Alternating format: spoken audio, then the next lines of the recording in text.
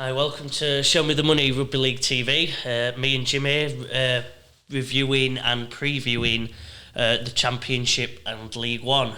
We'll start with the weekend's action. It was Leigh versus York. And I was just saying how Leigh haven't had many injuries. They're near to full force, I believe, and they took York down very convincingly, didn't they? It was a convincing win for Leigh, 70-10. York had loads of injuries, so fair play to some of the York lads. I think they let it roll. They struggled at first, but they got into it and they fought and they had some good moments that they'll probably look back on and go, you know, they got the last try, didn't they? So they can hold on to that. Yeah. But yeah, like you say, I think York only had 17 fit. So far, he gave Young Miles. A few others that don't get a game all the time were in, and I think they all give it a good go. They all had a fight. Yeah, and ultimately their final was the weekend before, wasn't it? Getting that win against Halifax to finish the season, well, almost finish the season on a big high, setting himself up for next year to kick on. And it must be so hard for the second half of the season. We spoke about Leigh so much to. Yes, of course, you're always got to believe you can do something, but they're a different planet, aren't we? So going there with a weakened side off the back of a real tough game, I don't think we could have done much more. That's just the difference. So with 17 fit and some key injuries in key places, weren't they? They only had one half back. Matty March moved to half. Great player, probably not naturally half, even though he got player of the game, had a good one. Chris Clarkson played well, but you know what I mean, they had a big challenge. Yeah, big 2-week turnover to face a League team that ready for that final and ready to potentially get into Super League. And then probably the biggest shock, one of the biggest shocks in Championship history, it's been called by the famous Mick Gledhill. I think he would say it's one of the biggest ever. Batley beating the mighty Featherstone Rovers. Yeah. I won't say quite convincingly again, but they handled them and they won. We've just watched over the highlights again just to make sure we're not saying anything out of turn. And what an achievement! Yeah, and I think there's, even building up to it, Batley have done very well against Fed this year, haven't they? So it. Mick gets a bit of stick for saying it's a big upset, but I believe it was quite a significant upset as well. Fev had got the team they wanted out, the team that Max saw fit, and it'd be interesting to see some of the Fev fans' views, leaving out the likes of Morgan Smith, Bussy, JD, and do the fans think he got it right? Mac has obviously brought those players he played in during the season and probably felt, these are my signings. These who I believe are the team to get us through the playoffs. And Batley, again, we've complimented him all year and the job that Lingard's done there for a few years now. To turn up there with that belief that they'd earned by I think they had a draw against him and beat him. They got beat in the cup, but they knew that they could take him on and they didn't have to. It got off to a flying start, went 12-0 up, and then Fev left himself too much to do. It looked late on. Yeah, they were within 4 points with 12 minutes left, and I think most people then would be thinking Fev are going to sneak it. But credit to Batley, absolutely brilliant to see from a neutral point of view. That we like to talk about the spend, don't we? We're talking 220 up against maybe 4 times more at Fev, and so people can say it's not a big upset, but I think when you factor in the spend and I'll say it's a massive upset. Advantage, I think, the bookies had it probably 16 points handicap, which I thought was probably about what I expected. So brilliant. Yeah, Craig Lingard, well done. One of the upcoming coaches. I think Batley will do some job with keeping him. I know he loves Batley. I think we've all spoke to it. I think he loves the club, loves the environment, but there could be bigger things coming for Craig in the future. You'd say so with the job he's done. Like I said, with the cap spend, they're one of the lowest in Champ and the most successful for their cap spend. Unbelievable job. Keep the bucket But keep the bucket hat on, Craig. Do not change. I love your style. Yeah. Love your enthusiasm when you speak. Love your character. You're brilliant, and definitely well done. Like you said on the Fev side, they're dropping some key. I'd say key culture players. Mac did. I think there's definitely Bussy. Bussy's been unbelievable. I mean, I don't know. I don't know how fit he was, and if it was a question of that. So I wouldn't like to judge too much. But Morgan Smith, 21 tries this season, third or fourth most in the championship. I think there's been. I'm one of a few lads who's played, every game or close to every game. Like I said, Bussy at the start of the season was their standout player, and I know he missed a lot through injury, whether he wasn't quite right. But yeah, big calls. Johnny Davis, Ben Halliwell. Yeah, I think there's sometimes when you lose that spine in your core of your team, whether there is maybe sometimes better talent. No, I can't say better but more talented players in certain areas. Sometimes you need that squad of people who love Fev, who care for Fev, who will do anything to make Fev the team they should be. And I think maybe they lost a bit of that. I don't know, but maybe. And again, going back to Batley, how good is it that effort and that team spirit and belief is what got them through that game and earned them a place in the final. Yeah. Not going to be easy, obviously, going to Leigh. But good luck to Batley. Let's see Batley Super League 2023. God, imagine.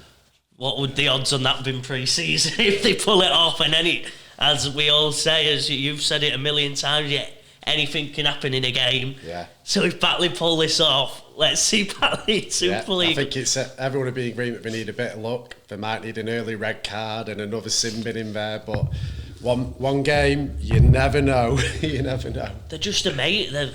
The players they've signed for them, I can't, you don't want to go deep in, but the money that reportedly some of them are on, and it's unbelievable what they've done. Luke Cooley, like I said, reportedly going to Super League next year, and then the likes of Dane Manning, they've got absolute Dane's a monster. They've got monsters all around the pitch. Gilmore's had a fantastic season, hasn't he? And they all at the end of last year, quite a few of them had the chance to move on, and they've stayed. And they decided, no, we love it here.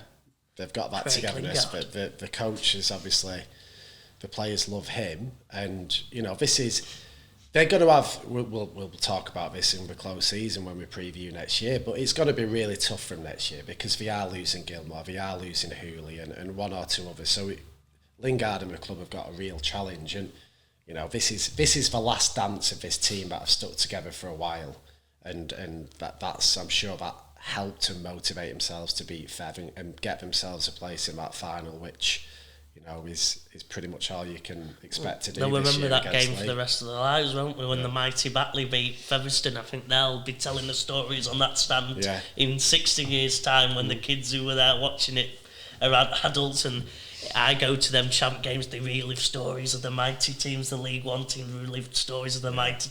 They'll be telling that story till absolutely. And it's no disrespect to Batley. You're saying it's an upset. We're just talking about how, for a long time, everyone's been expecting this Leigh Fev final. And at the start of the year, there was nothing between Fev and Leigh. We both probably fancied Fev, didn't we? But the way Leigh have changed, it's we still felt Fev were the best of the rest, but brilliant from Batley, brilliant to see. No, so then it's so quickly Leigh versus Batley in the final, Jim. Sunday 6:30 at Leigh Sports Village. What a score prediction? I think if Batley can keep Leigh to around the 30s, brilliant. What score prediction, Jim? Bang on score prediction. 54-16. Jim's gone big score. I think Batley I don't think they can shut that. I think Leigh have just got too many. I can say even NRL players, never mind Super League. And my prediction's nothing against Batley. It's just how far they are. It's just where they are. It's a final. I think it's gonna be fairly close. I think they don't match up that bad. They've got some monsters in that Batley team who are maybe they won't cause a fight, but maybe cause some stress, cause Leigh to dig in. Like they've, to be honest, not had so much this season. Maybe the first two games against Fev. Barrow away. They've not really got the. Which I'm not saying they can't get that skin. You know what I mean? Get the fight in them. But they've probably not had to really yet, apart from early on in the season. So Batley will bring that fight. They will come to win, and they'll give it their best shot. So I'm going to go 26-16 to Leigh. Wow. I don't think there'll be that many tries. I think Batley are very good defensively. Yeah. I hope you're right. Like we say, you never know. You know, a yellow card, a red card. And again, no disrespect to Batley, but I do think that's what's needed, because Leigh, and we touched on it before we went on air, because of the way Leigh have been for months and months now, where they've been able to slaughter teams, for want of a better term, they're all still so fresh. You know, it's so much easier physically for players when they're winning and when they're in good ball and they're not having to do hard minutes defending, whereas, you know, Batley have gone through too tough, the Barrow game and this Fev game. It's going to be so hard for them physically. It's just another advantage for Leigh, I suppose. But I hope you're right, and I hope I'm wrong. 26-16, mark my words. But and then if we go now to League One, pardon me, it was Jim. You were actually at this game, I went to it yesterday. So it was Doncaster against Rochdale. Rochdale have, over the last couple of weeks, have been getting a lot of bodies back. Just in time for the knockout football. Donny had gone to Swinton in the elimination semi, I think is what they call it, and Swinton had sorted them out by 20 points, so Donny were having to bounce back from that. I expected nothing but a close game, and I was wrong. You know, Donny from the start just looked more up for it. They were making easy yards, and they went in at half time with a decent enough lead, but you kind of felt Rochdale still looked dangerous when they're in, if it could get up to the Donny end. But Donny came out and scored 2 tries at the start of the second half, and it was all over from then, really. Yeah. Rochdale rely on Rangi Chase, as any team who's had Rangi Chase in the past do, and it wasn't his greatest game, and when you've not got Rangi turning on the magic, but you know, that's going to be a real challenge for him. So, but I'm sure Rochdale will be happy. You know, they had a real tough run. Gary Thornton went in there and got them singing again, and they'll be looking to next year now at what they need to do to make sure they're back up there again, challenging. Yeah. I think they're bringing in quite a few young players, aren't they? They're going for a bit of a youth movement, which obviously at Show Me we love. So fair play, Rochdale. Give it a good go next year and good luck. Yeah, and you're probably talking now the final, which from early doors was probably expecting. Donny have had a great run fortunate with lack of injuries, and they're still in that situation. Swinton might be getting 1 or 2 back in time for this game. A couple of the Swinton lads were saying the other week they beat Donny by 20, but it couldn't have gone much better. So I wouldn't be reading too much into that scoreline. Yeah. You'd have Swinton as favourites, home advantage, another week off to recover. But I'm expecting a really, really close game, and it could go either way. For the watchers, Jim, who don't get to watch it, I think it should be on Premier, won't it? So I imagine, give us some names and people to watch out for. Well, the Donny performance yesterday was a textbook 1-17. You know. I like that, Jim. A textbook 1-17. It was, you know, and I think that's how Swinton play. You know, they're both. So you've got interesting for Rhinos fans, keeping an eye on, you know, a lad that they've reportedly signed, that Ruin. He played well yesterday. You've got the likes of Sam Smeaton, club captain, who leads by example, and he will, you know, on this stage, he'll be a big player. Could be a battle of the halves. I think they're well matched in the middle.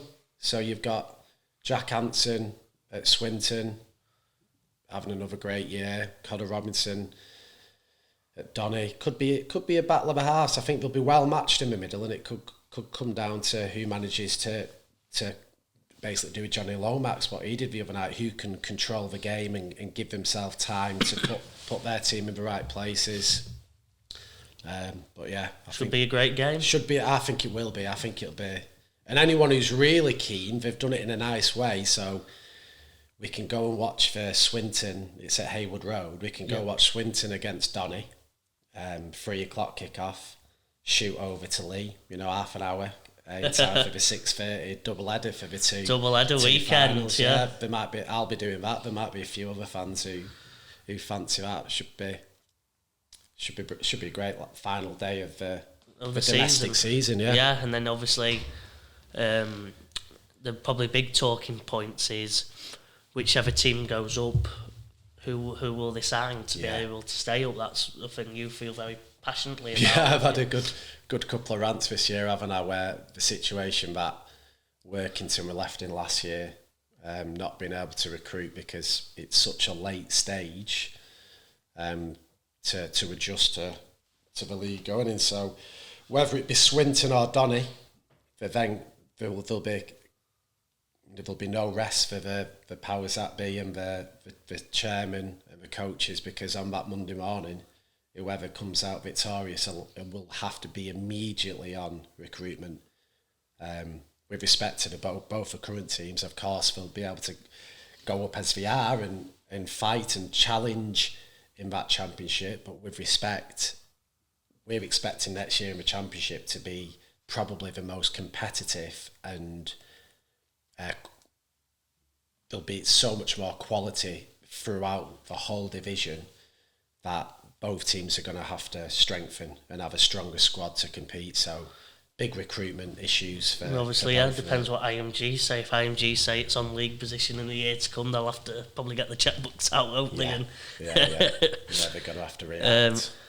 So no, good luck to all the teams involved this weekend. Score prediction. For oh God, I'll start you off then, Jim. Sure, I'll go. I've got to go with my hometown club, Anna. I've got to go. I think Swinton are favourites, but we've got a love in our heart for Doncaster, where I was born, where Dad's obviously had long involvements with.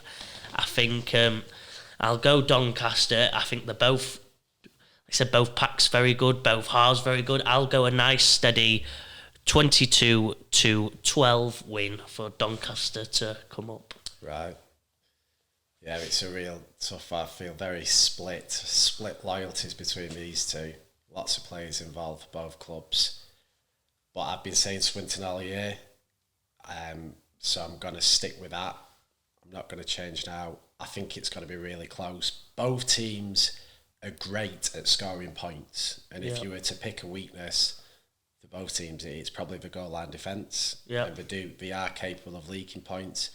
I think it'll be higher scoring than that. Yeah. So I will go Swinton 28, Doncaster 24. Oh, close game predicted by I think it'll be close. Jimmy McNally. It really could go either way. Well, either way, it'll be a brilliant day. Get yourself down, do the Jimmy Mac double header. The Greater Manchester Tour. The beef patty, the double beef burger, the triple Mac burger. Let's get it on. It'd be a great day for Rugby League. Let's finish the season on a high. Yeah. And brilliant.